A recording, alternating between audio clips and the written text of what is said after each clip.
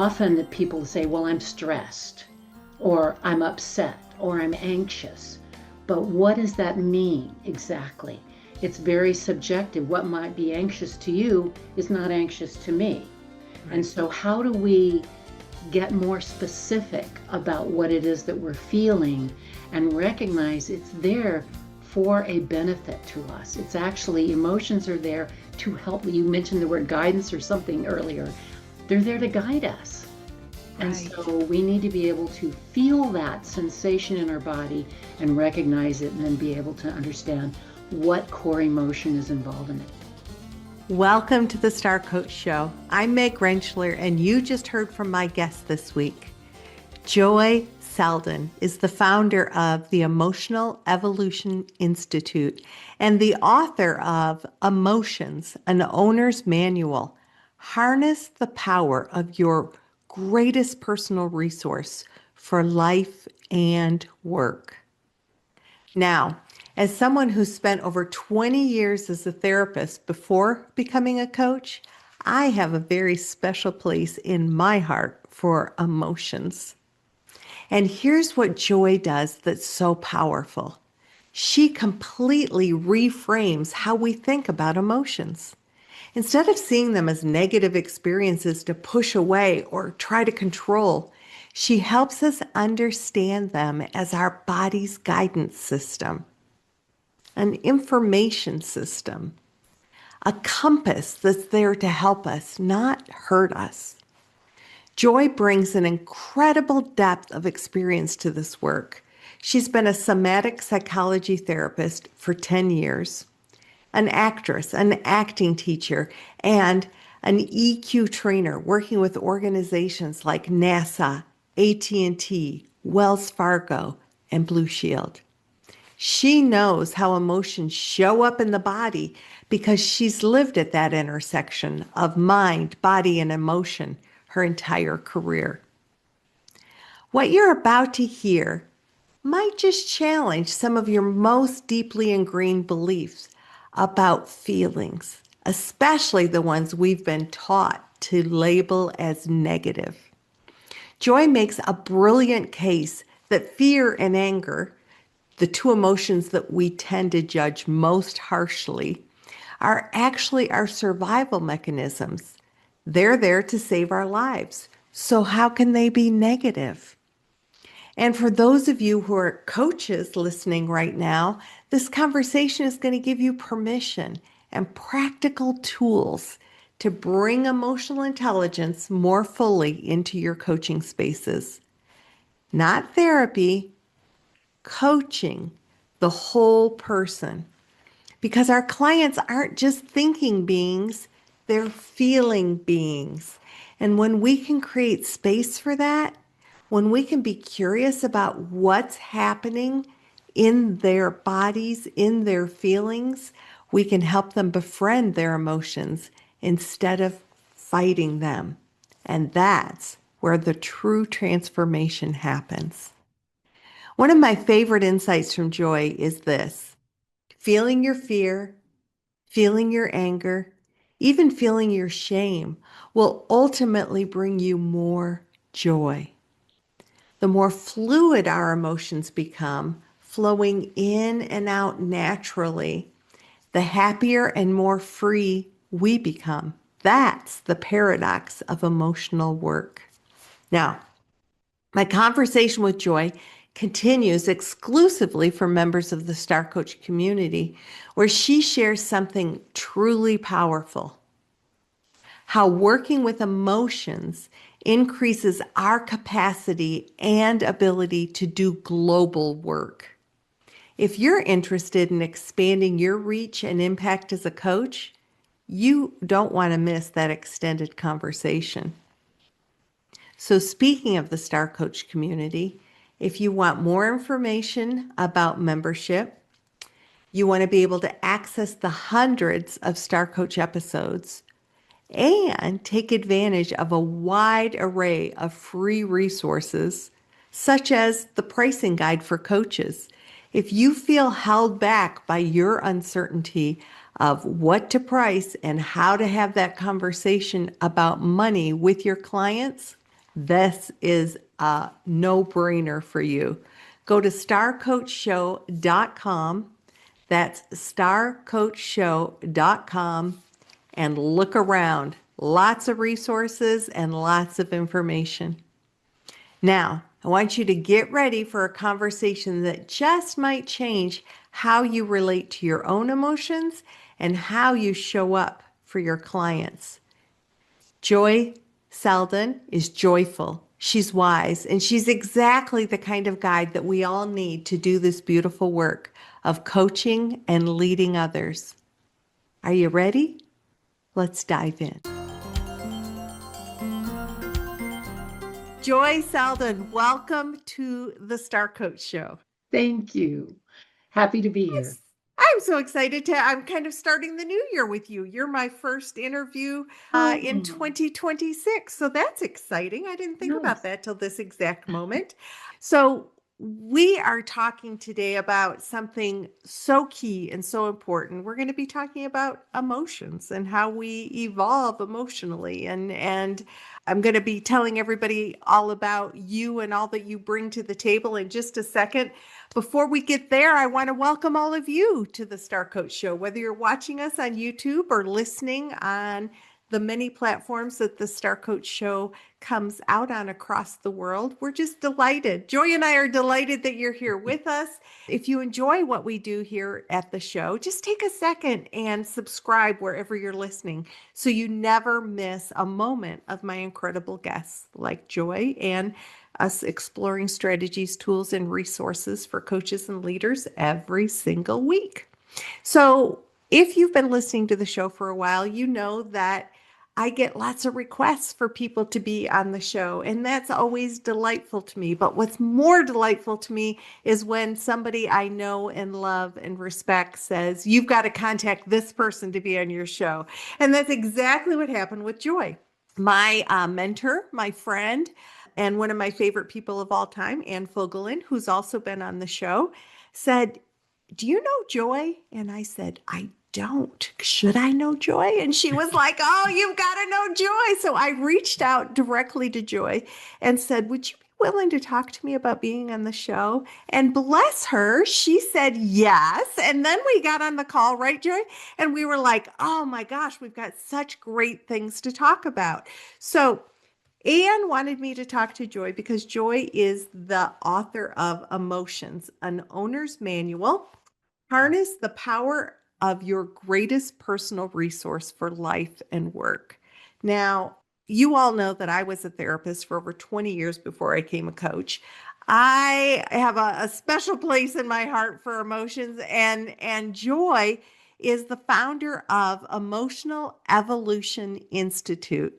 She's the author of the book that I just showed you, and she's an innovator in emotional intelligence. Now, as a life and professional success coach and an EQ trainer, Joy like immerses herself in emotions, right? I mean, this is we know this woman knows her stuff. She is the perfect person for me to talk to. She actually works with clients like NASA, AT&T, Wells Fargo, Blue Shield. I mean, the list goes on, but she works with them around these concepts of how our emotions are really an asset, a part of how it's like our internal monitor, right? I mean, it's like our compass.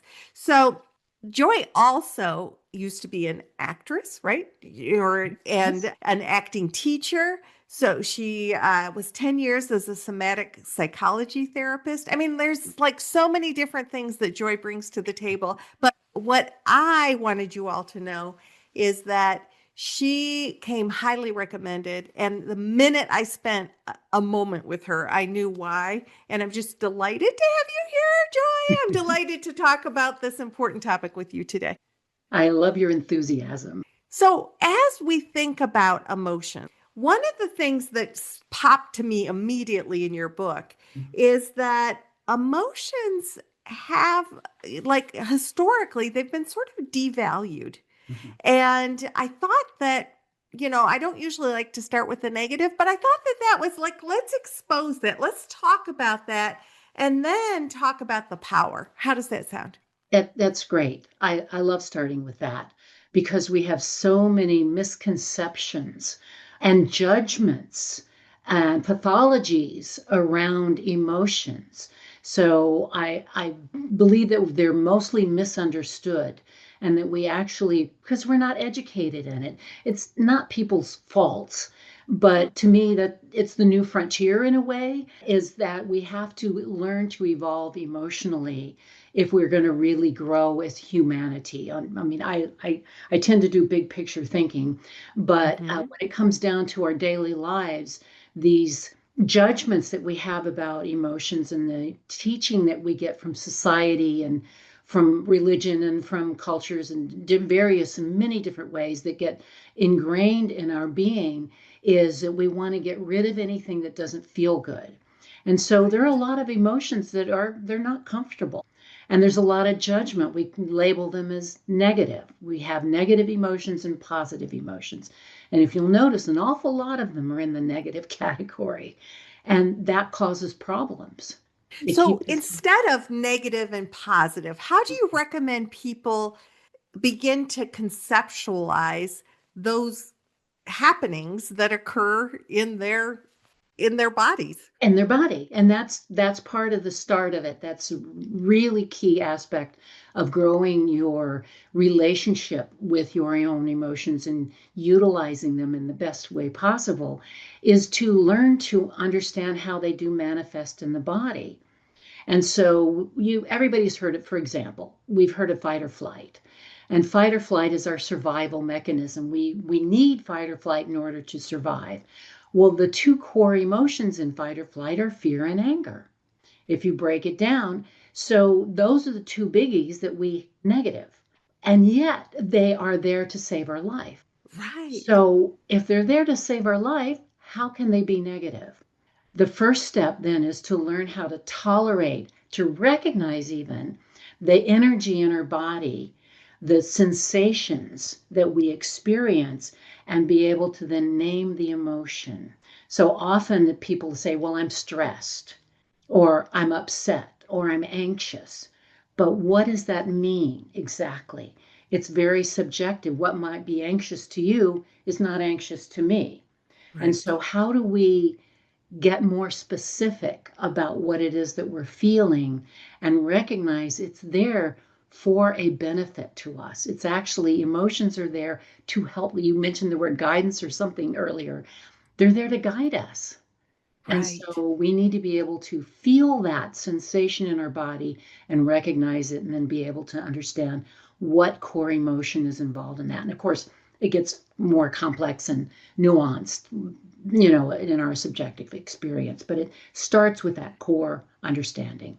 Well, and one of the things that really popped for me when you were talking about the core understanding becomes, like through cognitive coaching, if we can put both our mind and our hearts together, like what's the story we're telling ourselves? So if we're Yeah, telling ourselves that if I feel bad, it must be bad versus I feel like this is a message being given to me. My body is communicating with yes, me. So, what do I want to do with that? So, it's like changing the story we're telling ourselves exactly. about the guidance that our emotions are giving us.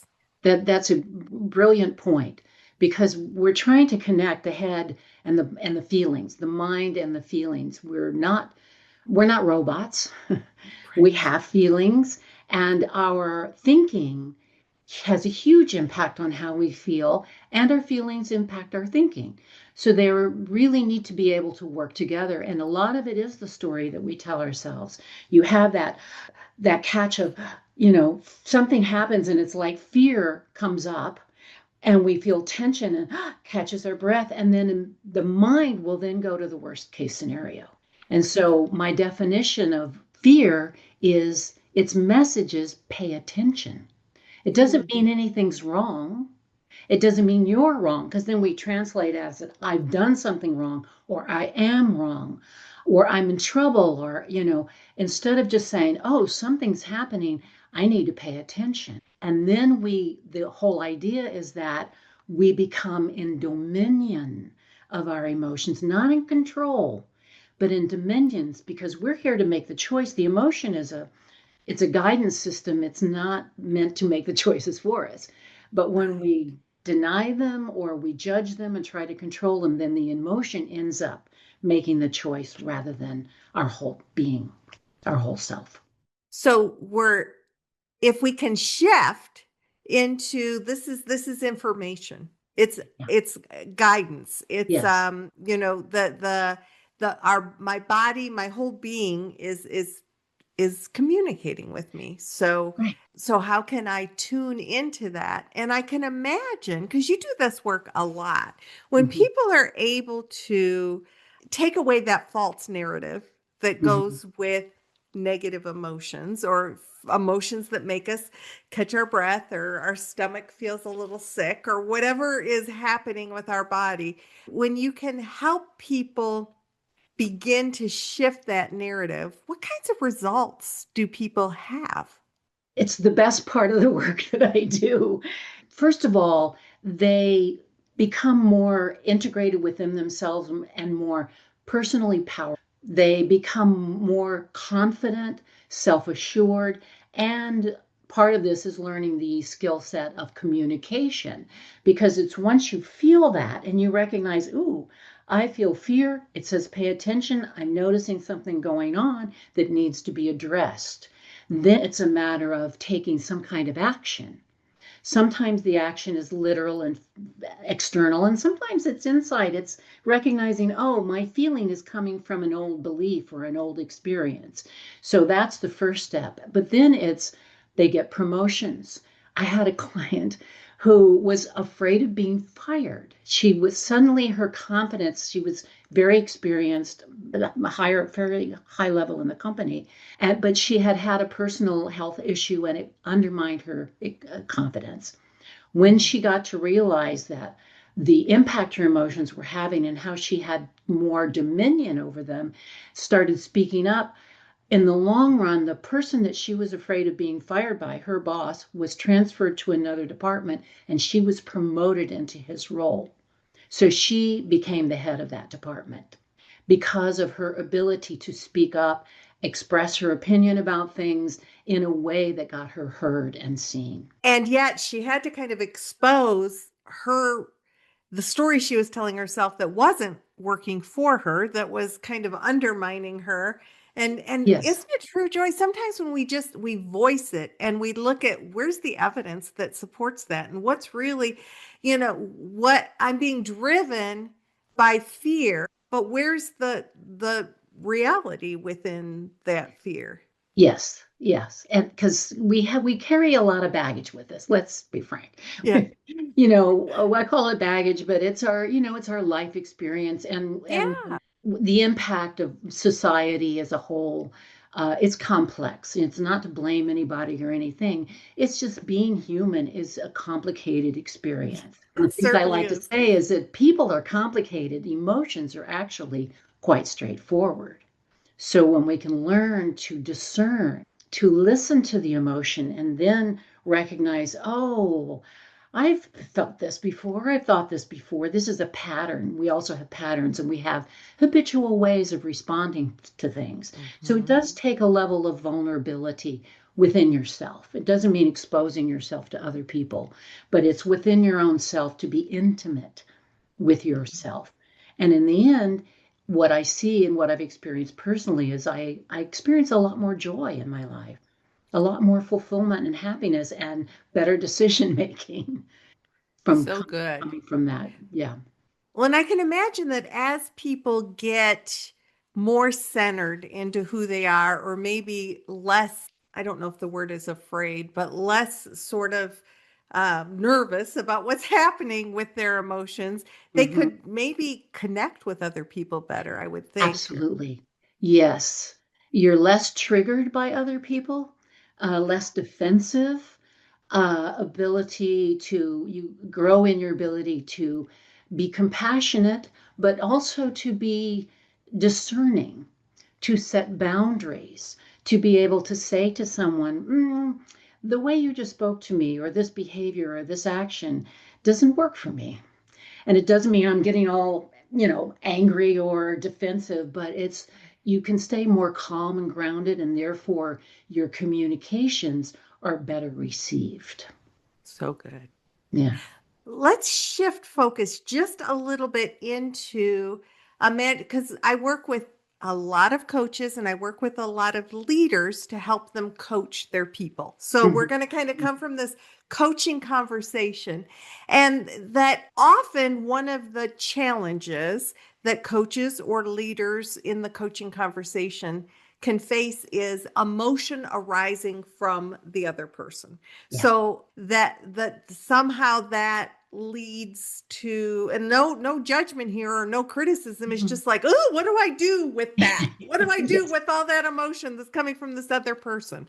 Yes. And what would you advise in a situation like that? This is where the more you actually understand your own emotions and you understand emotions, period, which is one of the things the book is about, is it's actually four cornerstone emotions that out of which all other feelings come. So it creates an incredible foundation for understanding what these emotions mean. And when you're with somebody else, anger is a big one. People don't like to be with somebody else who's angry, and because we have a lot of misconceptions about anger, but to be able to say, I see, there's a way to that you keep more space around yourself, sort of an energetic space that allows you to be a more observant and less reactive. And then to say, whether you say it out loud or you just internally saying, I see that you're angry. Sometimes validating another person's feelings. Tell me if I'm wrong, but it seems to me that you're angry right now. And that's okay. You kind of give people permission. And when you give people permission and you also let them know they've been seen and heard, they will calm down. Mhm. And so it's a way for you to actually not get triggered by other people's emotions. And then, therefore, in your more objective point of view, you're able to communicate, choose your words, all that kind of thing, and then give space for the other person to feel seen and heard. And that then gives them a sense of trust. Ooh.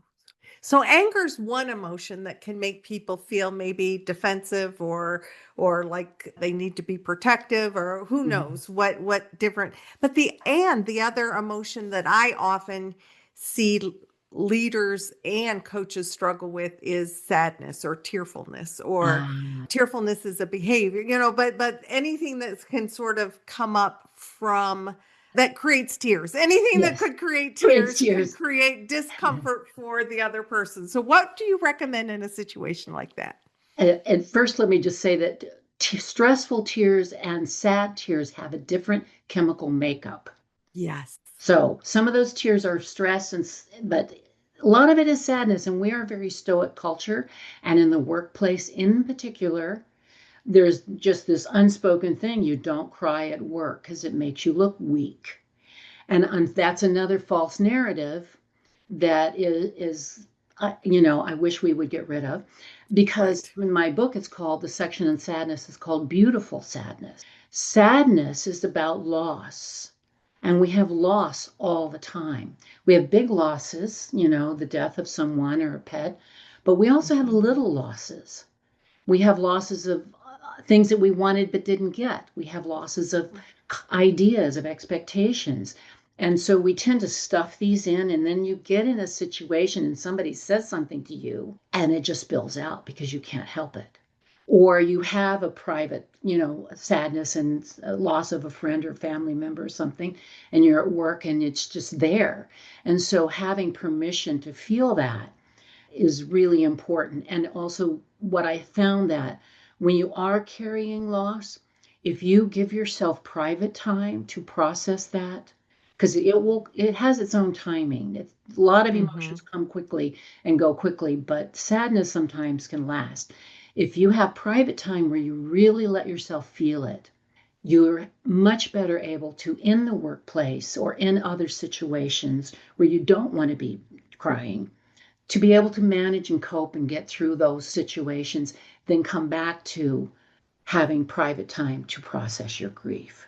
That has worked really well for people. So that's great for like us managing our emotions. What do you recommend for people who are in that situation and somehow feel like they have to fix the other person's emotion, or Okay. somehow, Yeah. they get in that place and they're like, somebody's crying in front of me Yes. and I And we either want to know, get up and run or like yeah. fix it. And the stereotype, which all stereotypes are based in truth, is that men tend to want to fix, whereas women tend to be more empathetic and just hold space. So the main thing is just let that person know, don't be embarrassed. It's okay. And I'm here if there's anything you want to share about it. So you're Mhm. not kind of making them share, but also that thing of, feel better and get over it. That's not helpful. It's just giving them permission, say, it's okay. Whatever's going on with you, you have space here for however you want to say it. People have to find their Right. wording that's natural Right. to them. But it's really being, and this is part of the discomfort of being present. It's not only in your own emotions, but in other people's, to stay present with the awkwardness or the discomfort and allow there to be silence. Allow there to be space. I mean, you know, going all the time. Yeah, yeah, yeah. So much input. We need, Just take the time, all the time you need. yeah, Because in my experience, both as a therapist and a coach, when somebody starts 99 times out of 100, they're going to say, I'm sorry. They apologize for their emotion. yeah, yeah, And just giving them space to say, no need for apology. You take exactly, all the time you need. I will just be exactly. here. Yeah, that's it. It's not any more complicated than that. Just being willing to. And yeah, willing to also maybe look inside and what's coming up for you that you're negatively labeling, that doesn't necessarily need a negative label.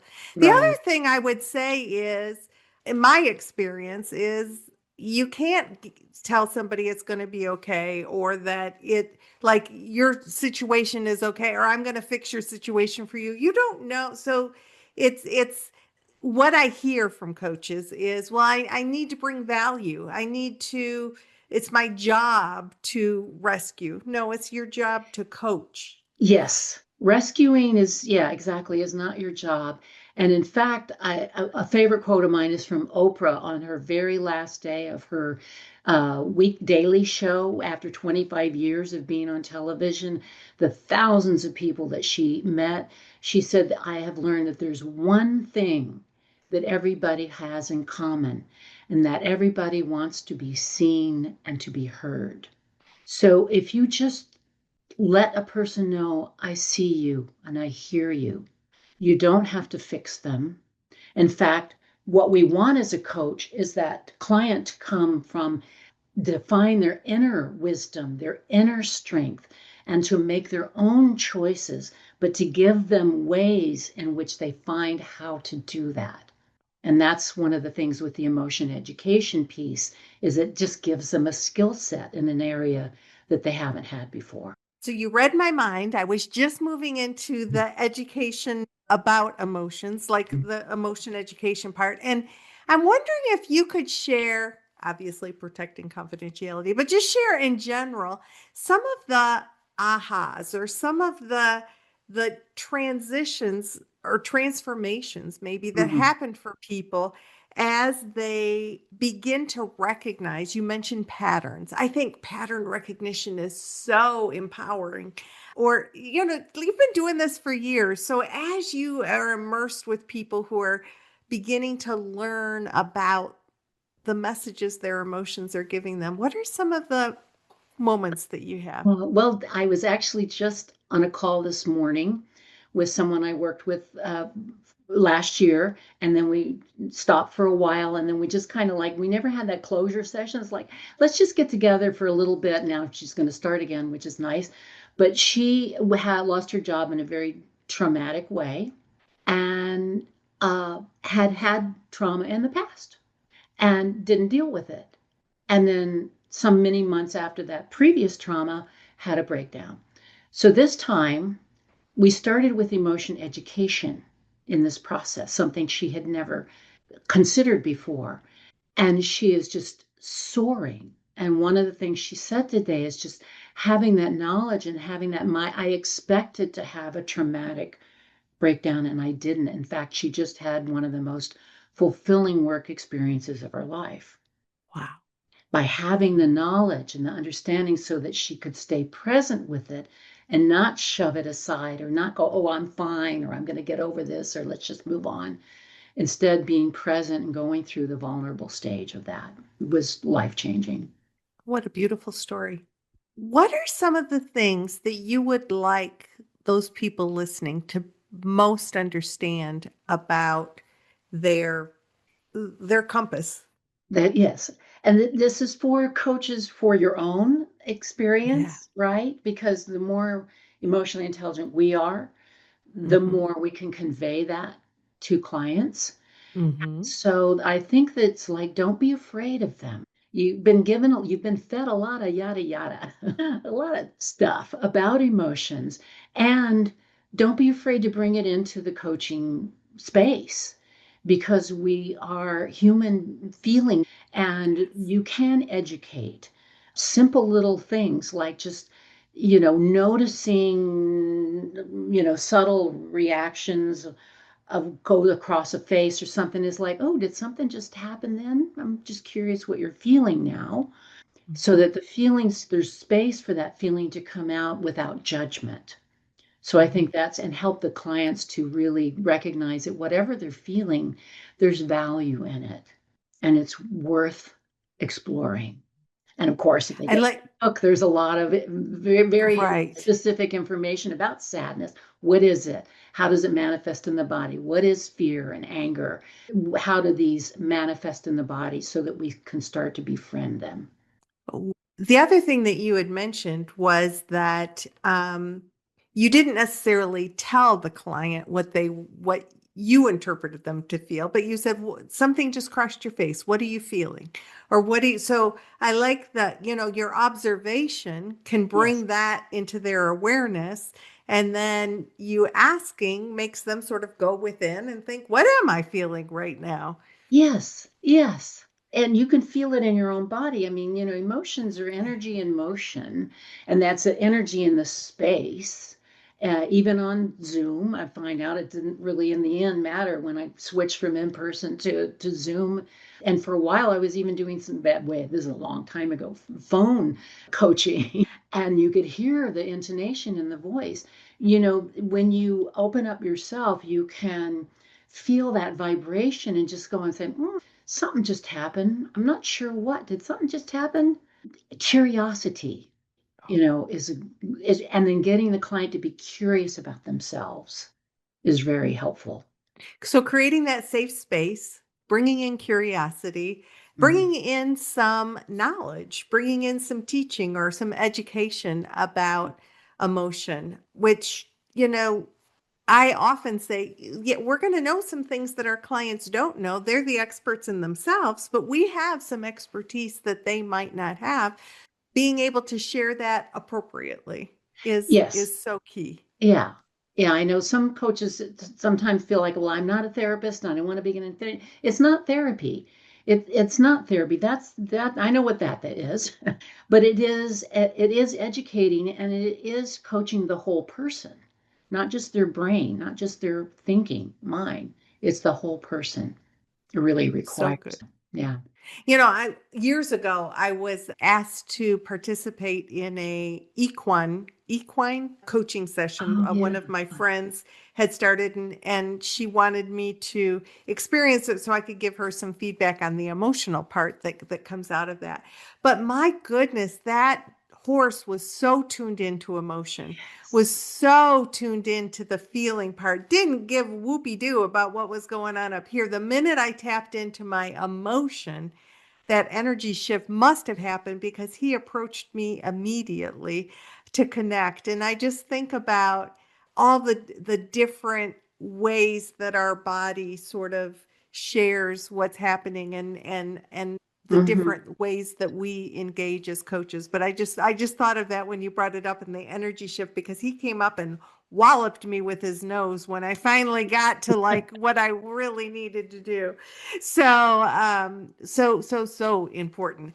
With that, I know that our time is beginning to run short. So if people are walking away just thinking about one thing today, and we will share your book again and we'll share some resources, but like the top of mind thing that you want to be sure to reemphasize and have people noodle on as we begin to close out, what would I that be? I would say that to know that emotions are an information system that manifests itself through your physical sensations in your body. It's the link between the tangible and the intangible.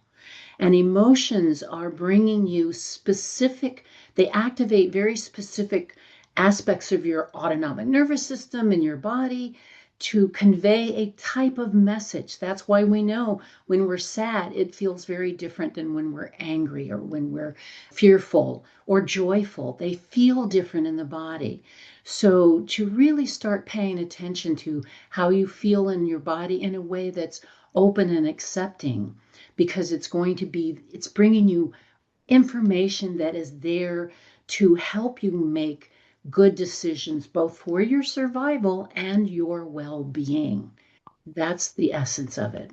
Yeah. So thank your emotions. Like they're there for a reason. They're Yes, there to yes. give you information. And I just think that sometimes rather than trying to tap them down, we need to say, what are you trying to tell me? What's going on here? What do I Yeah. need to be paying attention to? And the more fluid you are, the more that emotional flows, it flows in and out because it's just there to give you the information. Okay, now I got it. Ultimately, the more joyful and happier you will be. And that's the thing that people don't recognize. Feeling your fear, feeling your anger, feeling your shame, even will ultimately bring you more joy. What a beautiful way to wrap that up.